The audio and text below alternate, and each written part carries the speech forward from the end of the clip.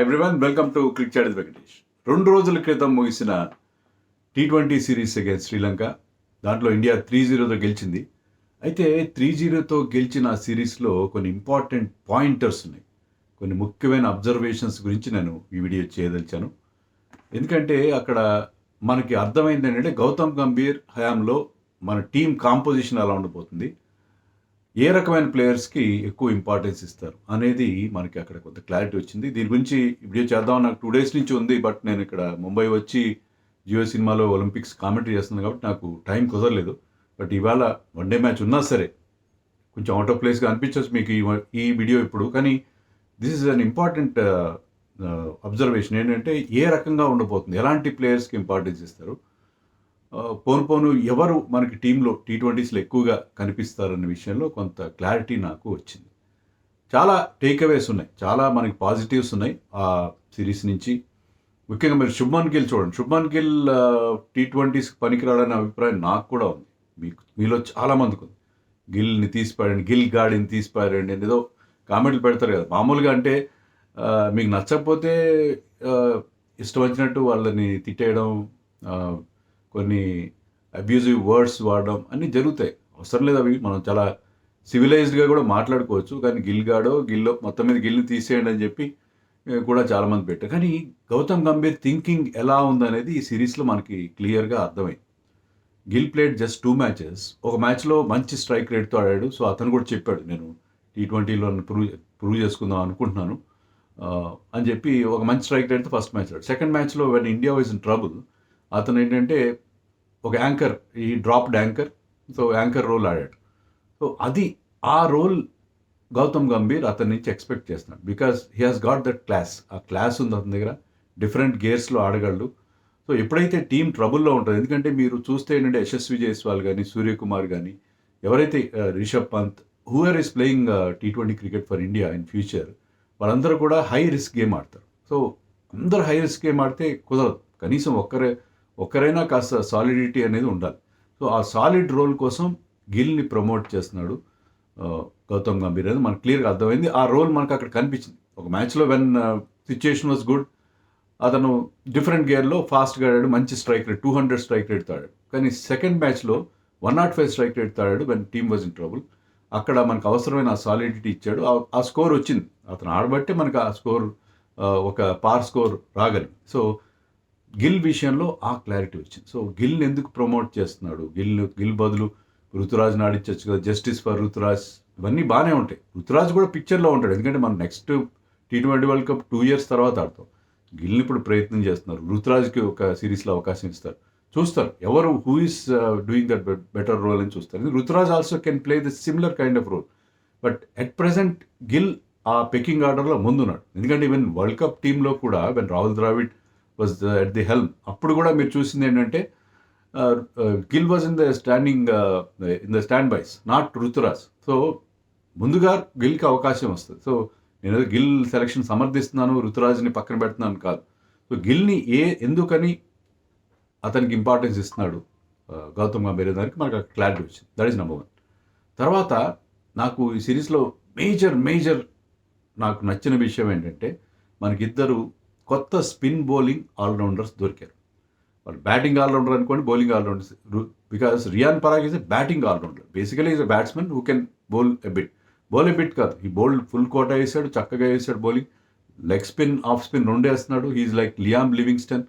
Bowling మీకు నచ్చవచ్చు నచ్చకపోవచ్చు, సో 2 రకాల బౌలింగ్ వేయగలడు. రైట్ హ్యాండ్ ఉంటే లెగ్ స్పిన్ వేస్తాడు, లెఫ్ట్ హ్యాండ్ ఉంటే ఆఫ్ స్పిన్ వేస్తాడు.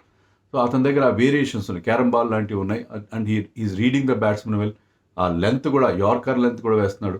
సో అతను ఏంటంటే as a batsmen he knows the reaction of the other batsmen. So అతను ఎలా రియాక్ట్ అవుతాడో తెలుసు. సో చాలా ఇంటెలిజెంట్గా బౌలింగ్ వేస్తాడు. It's good fielder. బ్యాటింగ్లో కూడా లాస్ట్ మ్యాచ్కి వచ్చేసరికి అతని నుంచి ఒక మంచి ఇన్నింగ్స్ చూసాం మనం. When India was in trouble అతను మంచి స్ట్రైక్ రేట్తో ఒక కీలకమైన ఇన్నింగ్స్ అంటే లోయర్ డౌన్ ది ఆర్డర్ అలాంటి ఇన్నింగ్స్ ఆడగల ప్లేయర్స్ కావాలి. 6 సీటింగ్ ఎబిలిటీ ఉండే ప్లేయర్ కావాలి. సో రియాన్ పరాగ్ పెద్ద పాజిటివ్. రియాన్ పరాగ్ యాటిట్యూడ్ మీలో చాలామంది నచ్చకపోవచ్చు. That is a different thing actually all together. So youngster he will learn how to behave, మెల్లమెల్లగా నేర్చుకుంటాడు. బట్ రియాన్ పరాగ్లో ఉన్న ఆ స్కిల్ సెట్ అంటే మనకి మనకు తెలుసు కదా, ఎవరు బ్యాట్స్మెన్ ఎవరు బౌలింగ్ చేయట్లేదు.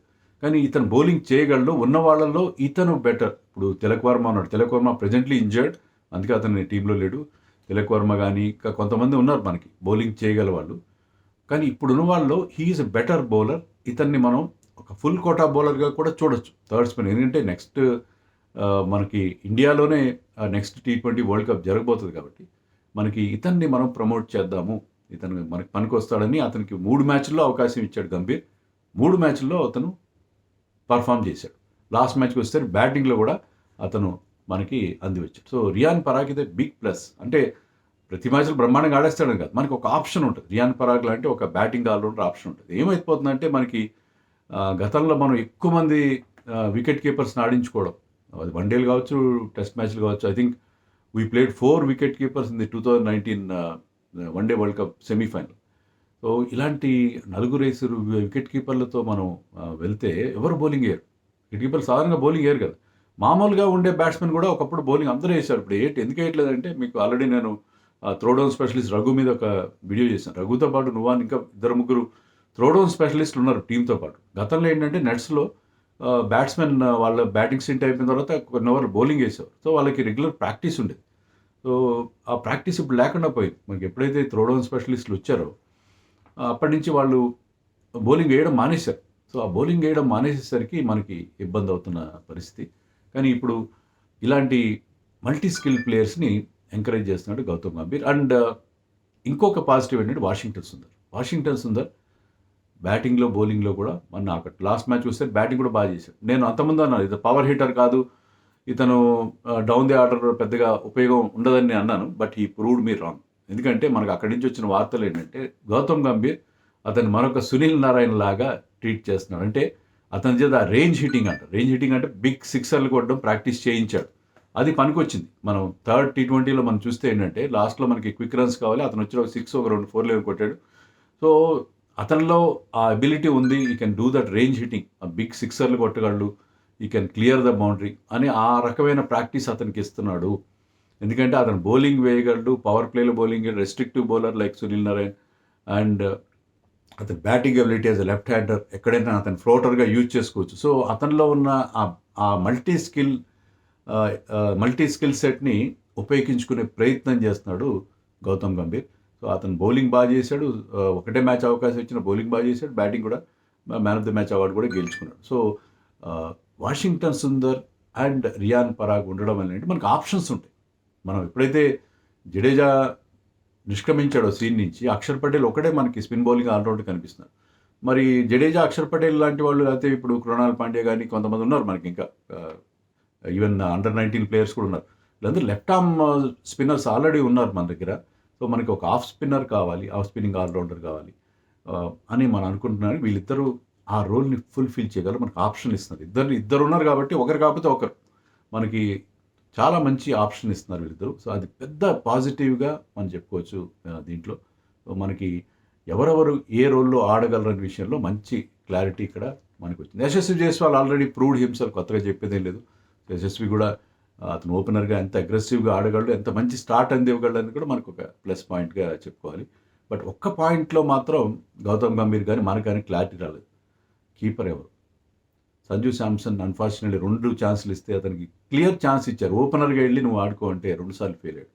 అది అతను తప్ప రైటా? సో అవుతాయి, కొన్నిసార్లు అవుతాయి, ప్రెషర్లో ఉంటారు, అవుట్ అవుతారు. అందులో థర్డ్ వన్డే వచ్చేసరికి ఆ పిచ్ వాజ్ ట్రెచరస్ పిచ్. ఏమాత్రం అనుకోండి, నేను I'm not supporting him, but unfortunate. ఇప్పుడు అవకాశాలు రాక వస్తాయి, దాన్ని ఉపయోగించుకోలేకపోతే అది అతను తప్పు అంటే కావాలని కాదు కదా చేసేది. So somehow he could not utilize this.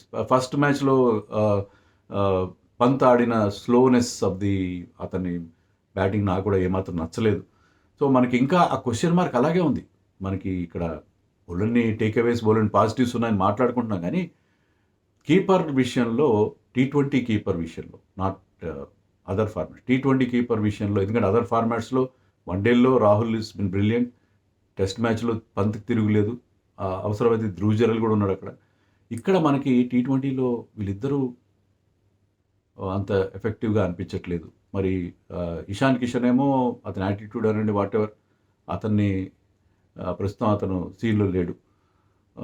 Jitesh Sharma, Dhruv Jurel వీళ్ళంతా ఇంకా వర్క్ ఇన్ ప్రోగ్రెస్. ఇంకా వాళ్ళు ఈ ఫార్మాట్కి అంతా అందే వస్తారు. జితేష్ శర్మ ఒకటి రెండు ఫస్ట్ మ్యాచ్లు బాగా ఆడిన తర్వాత అతను తేలిపోయాడు. సో ఈవెన్ ధ్రువ్ జురెల్ కూడా may not be suited so much to this format. So మనకి ఇంకా ఆ క్వశ్చన్ మార్క్ అలాగే ఉంది. మనకి ఇంకా వికెట్ కీపర్ విషయంలో ఇంకా క్లారిటీలో వస్తుంది. మనం చెప్పాక 2 ఏళ్ళ టైం ఉంది.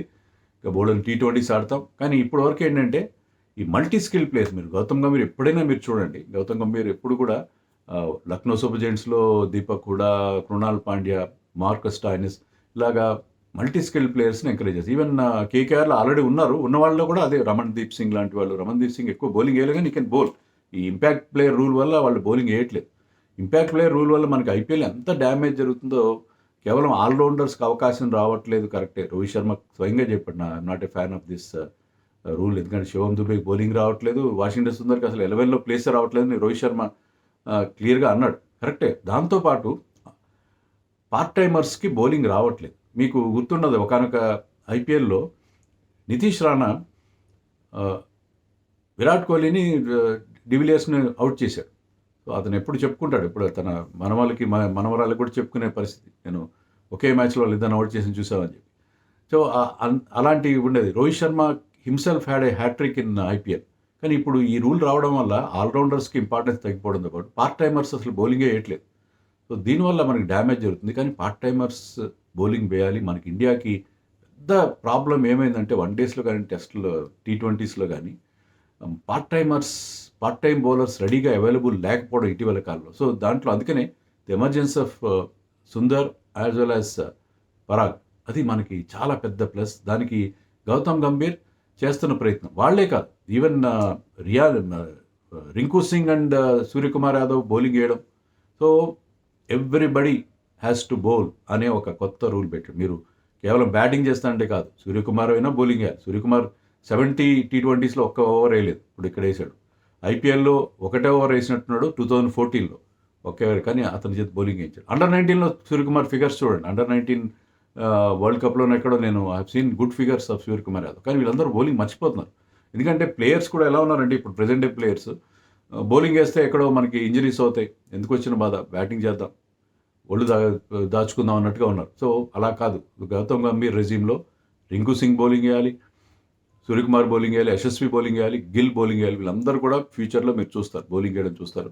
సో ఇది చాలా ఇంపార్టెంట్ డెవలప్మెంట్. ఎందుకంటే మనకు కేవలం 5 బౌలర్స్ ఉన్నారు, తర్వాత అందరినీ బ్యాట్స్మెన్ పెట్టుకుందాం, లేకపోతే బౌలింగ్ కోసం ఒక బ్యాటింగ్ స్లాట్ని మనం త్యాగం చేసి ఒక ఆల్రౌండర్నో ఎవరినో తీసుకొచ్చి పెడతామంటే 6 బౌలర్స్ ఆడడం అనేది దట్ ఈస్ నాట్ కరెక్ట్.